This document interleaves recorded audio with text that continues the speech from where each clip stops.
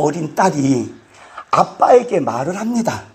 아빠, 요즘 벽이 느껴져. 그랬더니 아빠 하는 말, 무슨 벽? 했더니 완벽. 또 말합니다. 어린 딸이, 아빠, 왜?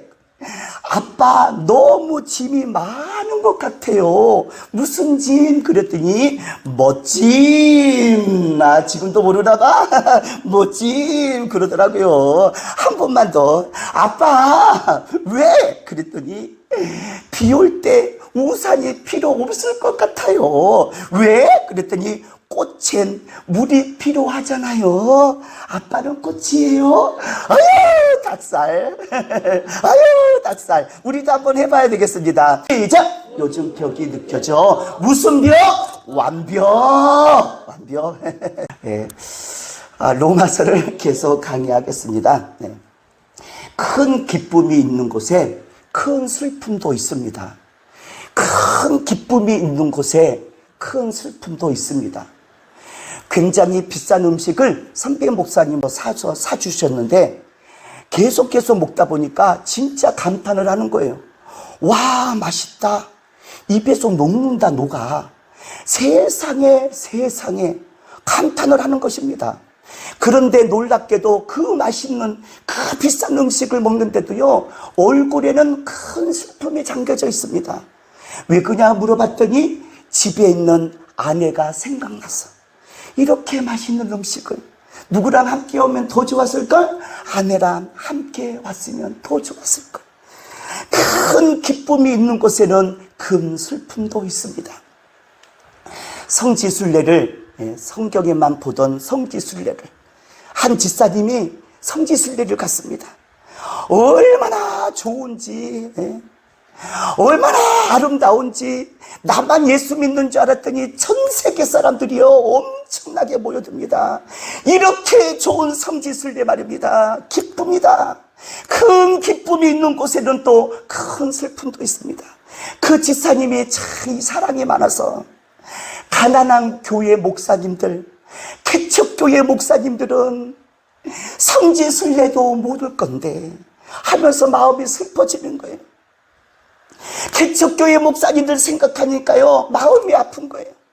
그래가지고 돌아와서 그분이 성지순례에 큰 기쁨도 있지만 그 슬픔 때문에요 개척교회 목사님들 성지순례를 보내주시는 분도 있습니다. 살다 보면 큰 기쁨이 있는 곳에는 큰 슬픔도 있습니다. 지난주에 우리는 당당하게 삽시다. 당당하게 삽시다. 이 일에 대하여 우리가 무슨 말하리요? 만일 하나님이 우리를 위하시면 누가 우리를 대적하리요? 얼마나 당당했습니까? 내가 확신하노니 우리 주 예수 그리스도 안에 있는 하나님의 사랑에서 끊을 수 없느니라. 아멘. 아멘. 그렇게 당당했던 우리가 말입니다. 오늘 본문 말씀을 가만히 읽어보니까 큰 슬픔이 찾아왔어요. 큰 기쁨이 있지만 슬픔도 있습니다. 오늘 본문 말씀을 가만히 읽다 보면 슬픔이 멈추질 않습니다. 사도 바울 마음속에. 그래서 그 슬픔에 멈추지 않고 이 슬픔을 하나님의 진짜 사랑과 하나님의 긍휼로 승화를 시키는 장면이 오늘 본문에 소개하고 있습니다. 바울이 어떤지 한번 볼까요? 1절 2절 읽어보겠습니다. 시작. 내가 그리스도 안에서 참말을 하고 거짓말을 아니하노라. 참말을 한다 이거예요 지금. 그 다음에 시작. 나에게 큰 근심이 있는 것과 어쩌면 나에게 어쩌면 큰 근심이 있습니까? 여러분도 큰 근심 있잖아요. 마음에 그치지 않는 고통이 있다 오늘 고백하고 있습니다. 큰 근심이 있고 마음에 고통이 있는 사람 누구냐? 따라합시다. 나. 시작. 나 오늘 그렇게 고백하고 있어요. 거짓말 아니야. 진짜 참말이야.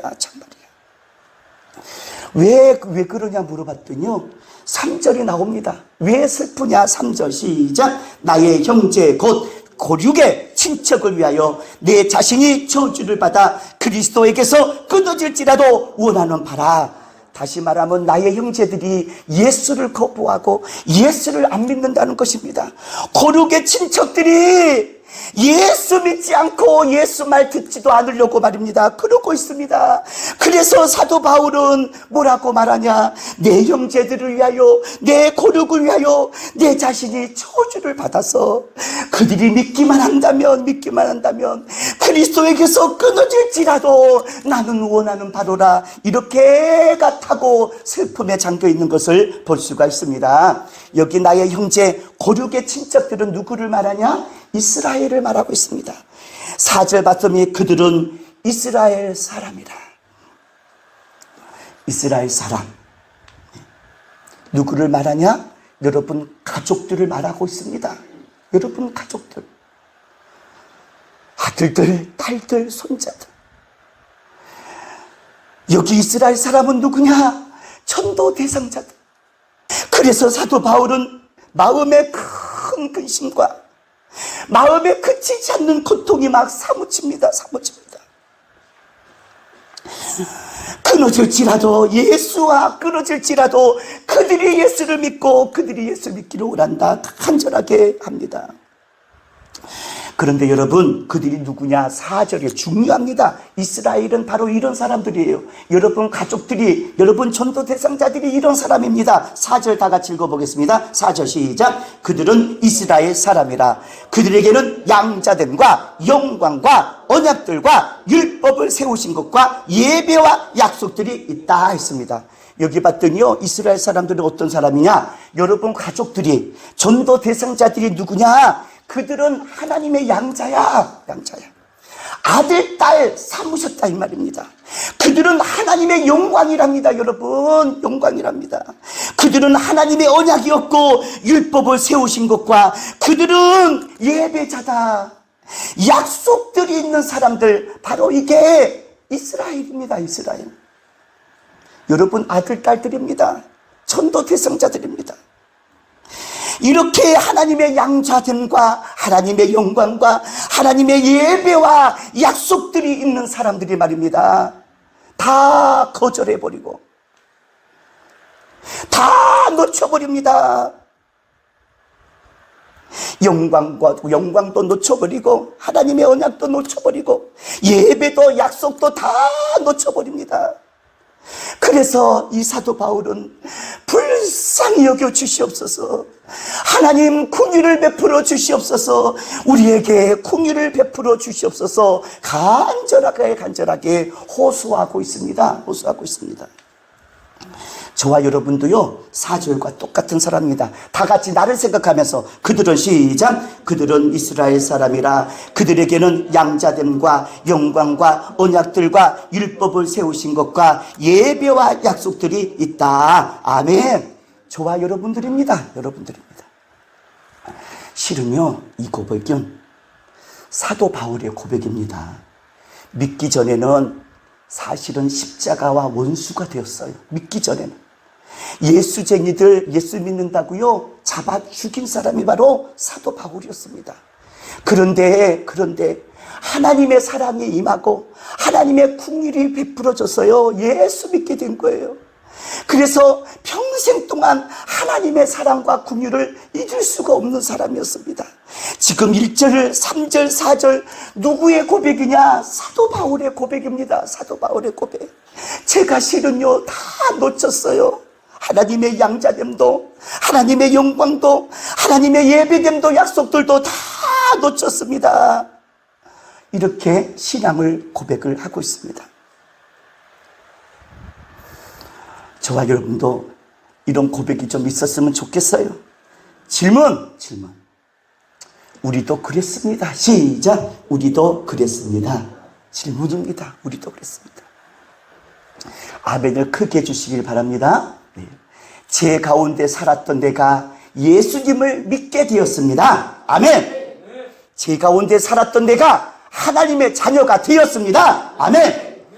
죄에서 살았던 내가 이렇게 예배드리는 존재가 되었습니다. 아멘. 아멘.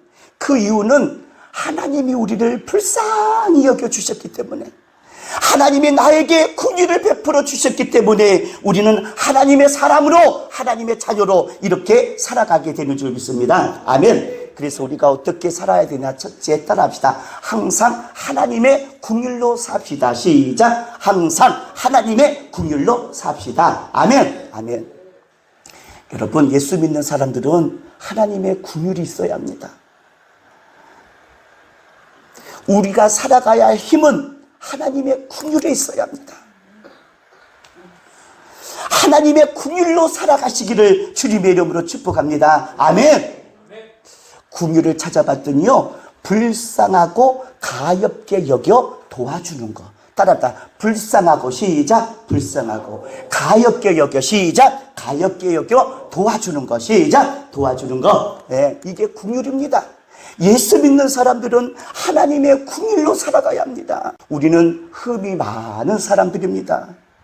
여전히 우리는 죄 가운데 있고요, 하나님을 믿는다고 하면서도 어쩌면 그렇게 욕심이 가득 차 있고, 어쩌면 그렇게贪심으로 살아가고, 세상 쾌락으로 갈망하며 살아가는 게 우리들의 모습이에요. 우리들의 모습.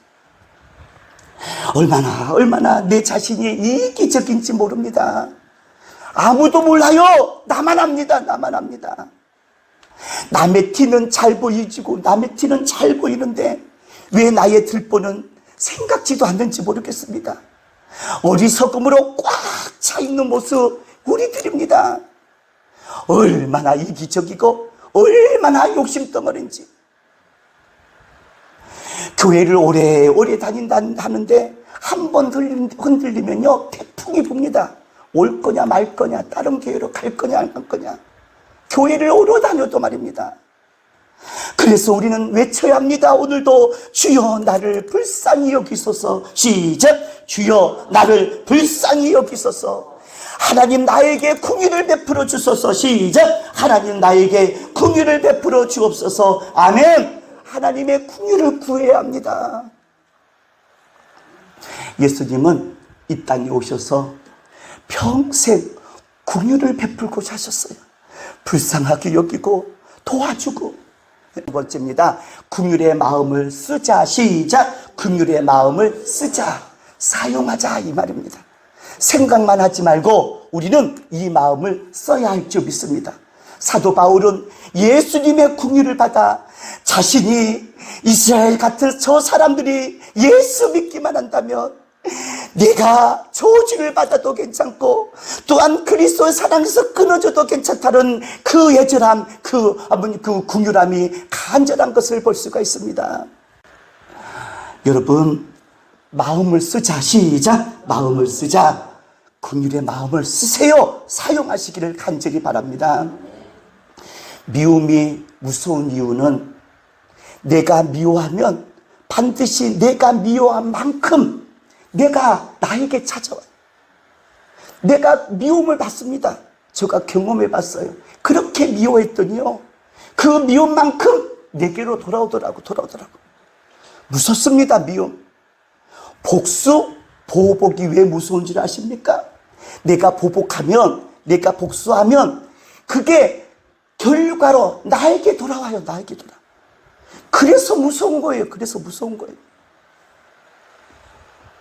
사람들에게 내가 긍휼을 베풉니다. 긍휼을 베풉니다. 그 긍휼의 마음을 씁니다. 그러면요, 그대로 여러분 돌아옵니다. 내가 저 사람을 이 말없이 조용히 긍휼을 베풀고 도와주고 불쌍히 여겼는데 그게 나에게 돌아옵니다. 어떤 분은 말합니다. 남에게 열심히 도와줬는데요, 나에게 돌아온 것 하나도 없대요. 그러나 그 빈 공간은 하나님의 긍휼로 채워줄 줄 믿습니다. 우리는 이 마음을 아끼지 마시기를 주님의 이름으로 소망을 합니다. 마음껏 쓰기를 주님의 이름으로 축복합니다. 아멘. 아멘. 따라하겠습니다. 하나님. 시작. 하나님, 저 사람 불쌍합니다. 시작. 저 사람 불쌍합니다. 이걸 사용하셔야 돼요. 따라합니다. 예수님. 시작. 저 사람 도와주세요. 시작. 저 사람 도와주세요. 여러분들이 못 도와줘도 말하세요. 주님, 저 사람 살려주세요. 시작. 주님, 저 사람 살려주세요. 아멘. 이 마음을 아끼지 말고 사용하라는 거죠. 쓰라는 겁니다.